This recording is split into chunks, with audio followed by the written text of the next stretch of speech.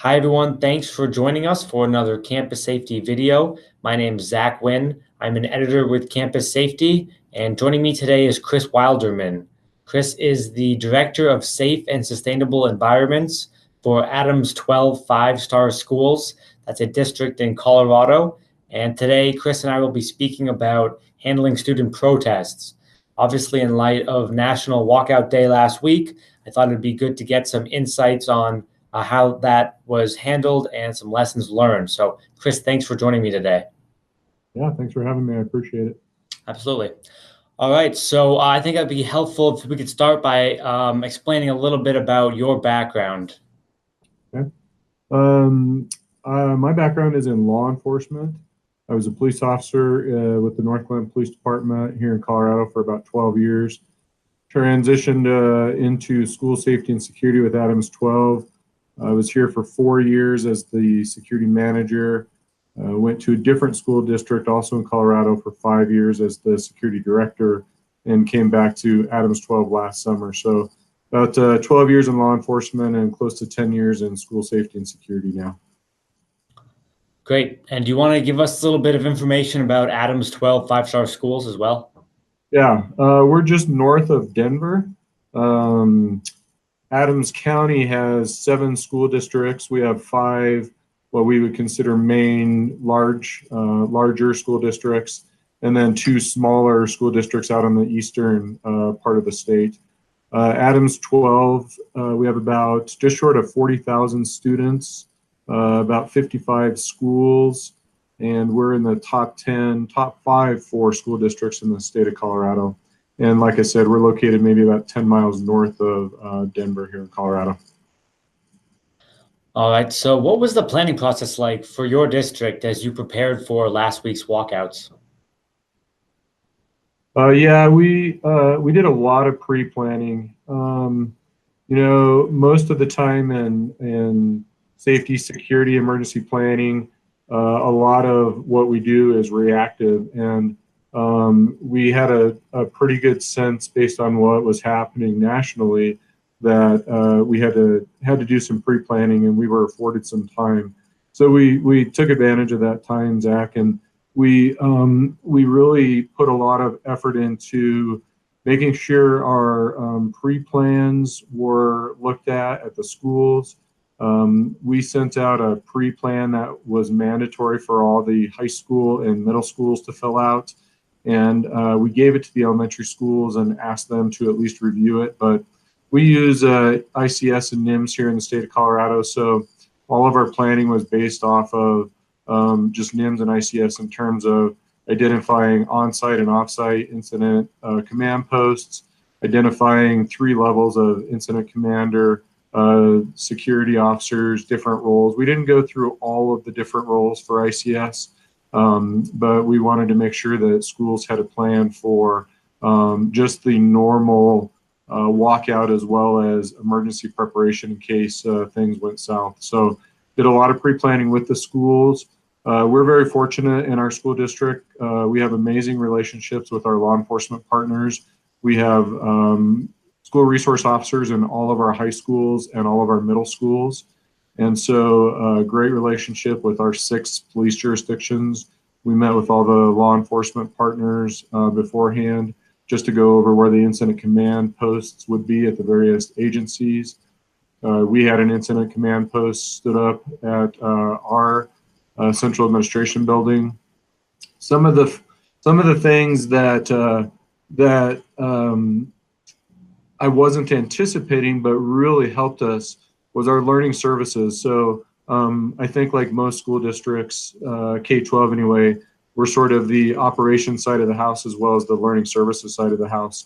And so typically it's the operations side of the house that is working on emergency planning, but our learning services teams jumped in. So everybody from the central office who didn't have an assignment went out to the various high schools and middle schools to support those schools and just make sure that they had extra bodies there at the schools to support the schools. So a lot of pre-planning, a lot of cooperation, a lot of collaboration, and yeah, we just had a good experience. Great. Yeah. So, what was your official policy, the district's official policy for students participating in the walkouts? Yeah, so our policy was to allow students to participate in the walkout at the high schools. At the middle schools and elementary schools, they could not leave the campus. If they wanted to leave the campus, their parents had to check them out and then leave the property. So we wouldn't allow parents to come check students out but stay on property. So it was kind of all or nothing at the elementary and the middle schools if they left the campus. We did have quite a few. All of the high schools participated. Most of the high schools stayed on campus. We did have one high school where the students left the campus and went to an overpass over one of our main highways. But the kids did a really good job of policing themselves. They had some student leaders who were wearing vests, who had their own radios, who were making sure the students stayed on the sidewalk. So even the kids that did choose to leave the campus, they did a really good job of policing themselves and making sure that they were safe. That's great. And were any outside police agencies involved in, supervising the protests on and off campus? Yeah, for sure. Like I said earlier, all of our school resource officers, we met the week before just to make sure that officers weren't going to be out for training, out for court, things like that. So we had all of our assigned SROs at their schools, and then all of those agencies had additional resources to come and support and help if they needed. We had, like the school that I mentioned where the kids went off campus, we had law enforcement officers available, but we really didn't need them. The kids did just a phenomenal job of keeping themselves in check and making sure that they were following the rules. So we had additional police officers from every single one of our agencies, but again, they were impressed with the kids, and the kids just did a really good job. Yeah, that's great. So things went smoothly, but is there anything that you would do differently if you could do it again? You know, honestly, I can't think of anything that we would have done differently because of the amount of time we had to pre-plan. Again, most of our world is building pre-plans, but a lot of what we do is reactionary, and you have to just hope that those two things marry up. This was one of those opportunities where we had the time to get all of our ducks in a row, brush off our plans to make sure that they were still accurate, ask some thoughtful questions of the schools. So our pre-planning just went really, really well. One of the problems that we had, which is again beyond our control, was social media. A student posted that he or she thought that there was going to be a shooting when the students marched, and so that went viral real quick, and that created some problems for us. It happened Tuesday night. It went viral really quickly. We were able to identify who made the post. Like so many things on social media, it was a general, I heard there's going to be a school shooting. When we identified and talked to that person, they couldn't put a specific person to who made that threat.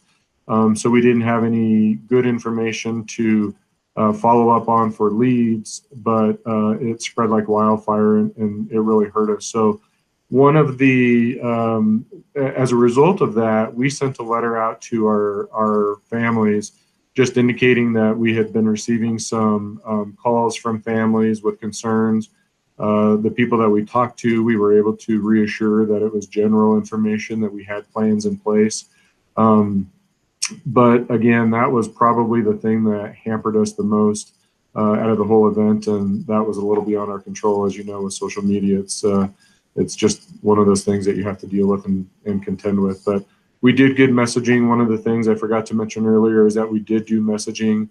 Our school sent out, the principals at each of those high schools sent letters to their families. It was a personal message from the principal. So we just told parents that we were aware of the marches.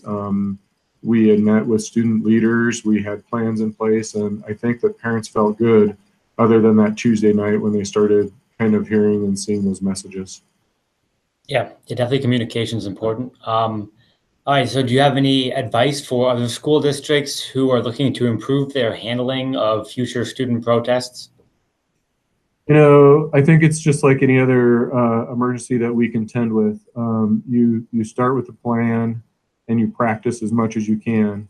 One of the things that we're big on in our district is not just having plans, but practicing those plans, tabletop exercises, drills. While we were in our incident command post during this event, I put all of our people through a hypothetical situation. They weren't prepared for it, they weren't ready for it, but I walked into a room while people were just sort of sitting there monitoring the media from things that were happening on the East Coast. And I said, okay, everybody, we just had a shooting. Hypothetically, we just had a shooting at one of our schools. What are we going to do? So I gave people a couple of seconds to stop and think, and then we just wrote it out on the whiteboard. So because it just wasn't what we were thinking about at the time. So I think the biggest thing and also the hardest thing is to get all the players together, do pre-planning, and then just practice that plan. Like I said, nobody knew that I was going to throw that at them, and it really forced us to have some good dialogue. That's obviously one of the skills that I brought with me from law enforcement is just the mental preparation. When you're a police officer and you're driving around and it's a cold night and there's not much going on, you better be pre-planning, you better be driving around and thinking about hypothetical situations. And that's exactly what we did. And I think that we would have even been more prepared had something happened. But again, just trying to think of all the unthinkable and put those on paper and figure out ahead of time how you're going to try and respond to those is the best advice that I can give people. I'm sorry, I have one other thing too.